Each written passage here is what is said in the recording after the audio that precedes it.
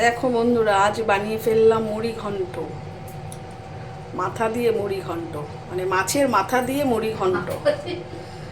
অন্য কারো মাথা না, কোনো মানুষের মাথা না, মাছের মাথা দিয়ে মুড়ি ঘন্ট। সেটা হলো কাতলা মাছের মাথা। দেখো,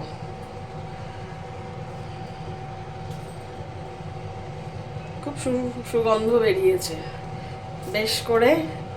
প্রথমে মাথাগুলোকে ভেজে তুলে নিয়েছি, আলুগুলোকে ডুম ডুম করে কেটে সেটাও ভেজে তুলে নিয়েছি।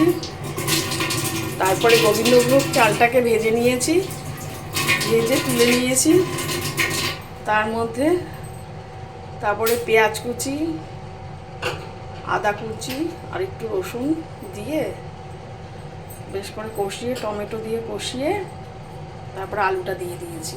আলুটা দেওয়ার পরে তোমার একটু টমেটো দিয়েছি, আর নুন হলুদ তো থাকেই সঙ্গে স্বাদ মতো।